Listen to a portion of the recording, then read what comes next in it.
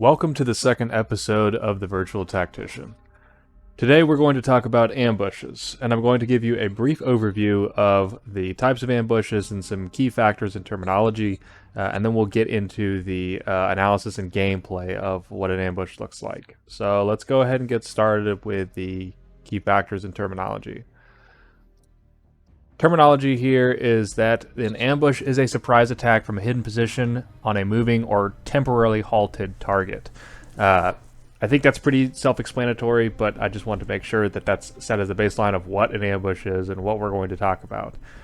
The kill zone is the area where things don't live or will soon cease to live. I also think kill zone is pretty obvious there. The initiator, however, is the object or action that will start the ambush. Now, ideally, this is an explosive or some kind of rocket or something like that, but it can be a few things. There can be a few things that will kick off an ambush. We can talk more about that in a different episode. Let's focus on the three types of teams that we have here. We have an assault team, which does the majority of the attacking or the ambushing. We have the support team that is going to assist the attacking team in the ambush. And then we have the security teams. Now, usually there's about 3 security teams, but it could be more. Don't think of it as a number. Think of it as a number that is important based on the scale of your ambush. And then here we have 2 kinds of categories for ambushes. We have a deliberate or planned ambush. Then we have hasty or quote-unquote and unplanned ambushes. These might be rehearsed briefly, but normally it's a seize the opportunity and make an ambush if you see an opportunity to make one. It's pretty self-explanatory. There's 2 types. You can have a point kill zone, which is just a one area or kill zone, and then you have area kill zones, which might be 2 or more kill zones that might be joined or might be separate to make a larger scale ambush. Then you have formations. There's 2 types of ambush formations, the linear and the L-shaped. The linear ambush generally runs in a straight line, and the L-shaped have your attack and your support teams at right angles from each other to create a literal L shape. And to illustrate what I mean, here's an example of a linear ambush versus an L-shaped ambush. Now, the linear ambush formation here, you can see the support and the assault teams, and then you have your security teams here on the side. You also then have the L-shaped ambush formation, in which case your assault teams and your support teams again are at right angles of each other, with your security teams on the side to ensure that the ambush is successful. Now, without further ado, let's just go right to the gameplay and talk about the analysis. Alright, so here we have our L-shaped ambush setup. So let's go ahead and talk from a bird's eye view where our assets are at. So as you saw in the visual example here, and I'll probably overlay an image in the top left corner here so you can kind of put a frame of reference around this. You have your assault team here on the upper side here to the north of this team, or to the Y axis, and then you have your support team down here on the left-hand side or towards the other side of the X axis. And then of course you have your red force here in the center. So, going back here, this is what it looks like as a standard L-shaped ambush. Now, we're going to want to look at this from 3 different angles. We'll want to play it through from a bird's eye view. We'll want to play it from the assaulters right here on this upper hill here, and then down the hill, we'll do a POV as the support. So, and then of course we'll want to see what it looks like as the defenders. So from there, we can see each of the perspectives and then kind of give a frame of reference of what it looks like to both do an L-shaped ambush and to be caught in an L-shaped ambush. So I will be utilizing the Zeus character over here to kind of pan around and play different characters. So let's go ahead and start with the first assaulting position.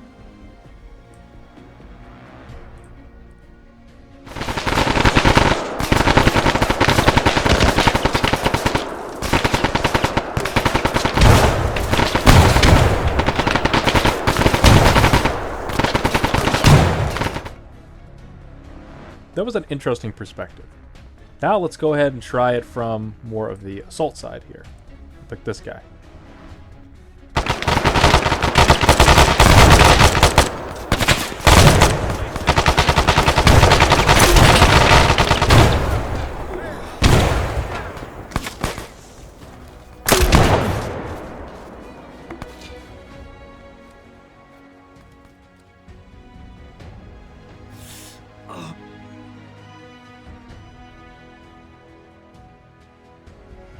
Let's try that again from the support side. We'll pick this guy.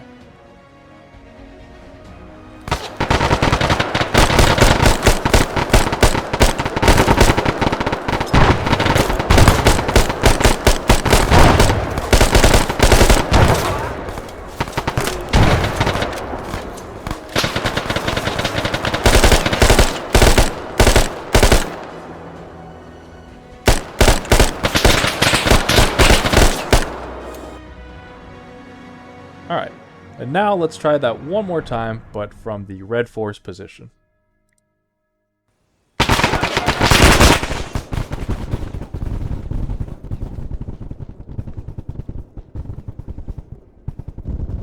As you can see, there's basically nothing I can do.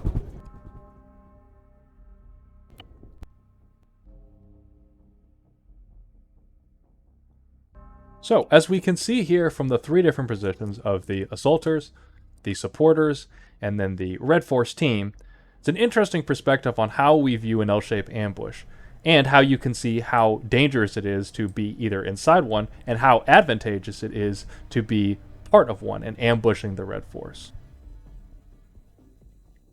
You can also see here that there's objects and obstacles from every direction. Let's look at the map.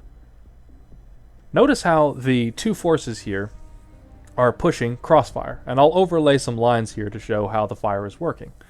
But also notice that the contour lines do not allow for any kind of escape for the red force here. The only escape here, of course, is the vehicle to go back the way it came, assuming it came from the north here. The problem with this is that there would ideally be security teams, albeit not presented here, that would be able to contact that. As you can see here also, though, there's no need for security teams. This force is, even as infantry, adequate to be able to engage and eliminate all these forces here.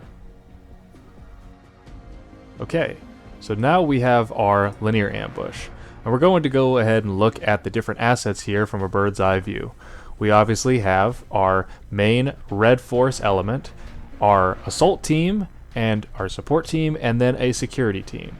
So you see the one that's up on the hill contour line, that's a support team. But first here, you want to just notice what you have in the red force team.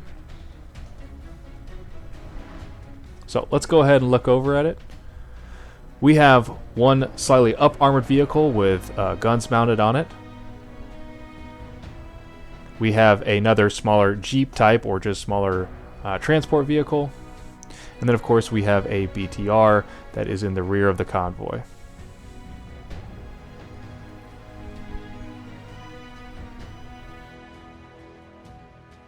Now, going back to the bird's eye view here, you can see that the assault team, or sorry, the support team is on the hill contours there. You can see that we have the assault team with a tow launcher and an assistant there as well.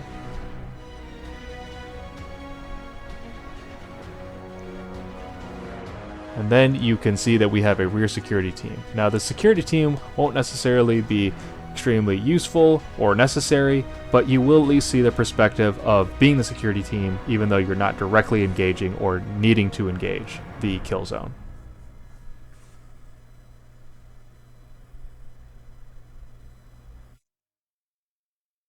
So, also notice here that I have put a piece of trash, or really an IED, and that IED will be the initiator.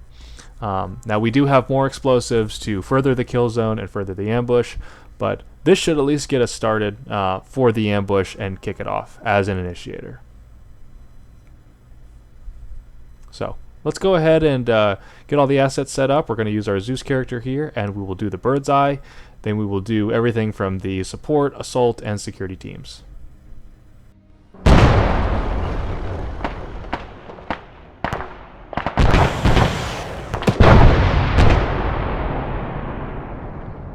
Now, after this ambush, notice how the IED kicked off the entire ambush as the initiator, and then just a few moments later, the tow came in and took out the BTR. As the assault team, then of course the support teams and security teams helped out as needed, but they weren't really necessary here. let's now try all that from the support side. I've got a visual. 100 meters front.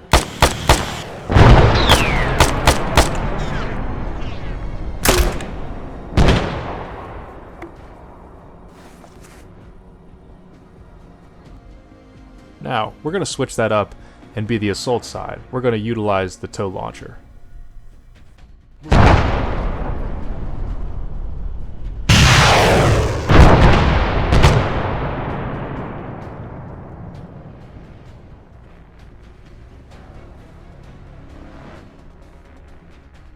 Now, let's go ahead and head over to the rear security team and see perspective here.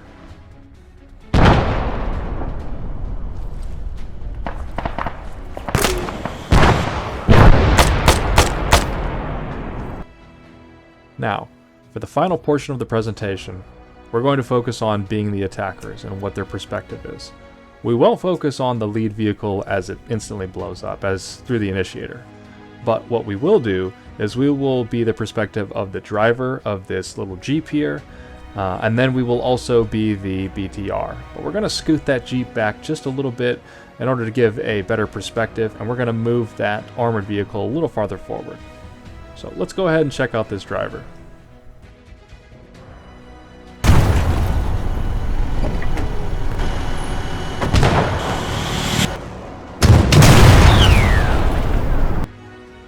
Now that was a really great example of an ambush, because even as I tried to escape and tried to get away as far as possible from the ambush, I still wasn't able to. The assaulting teams and the supporting teams did a really good job of wiping it out as fast as possible. I didn't plan that at all, but it illustrated a really good example how I couldn't even escape that if I tried. Just mentioning here the assault team attacking the BTR and me basically having no chance of getting out of there. So now let's go ahead and try it once more from the BTR's perspective. But what I want to focus on is not being the driver in this instance. I actually want to be the gunner. I think that would be an interesting perspective.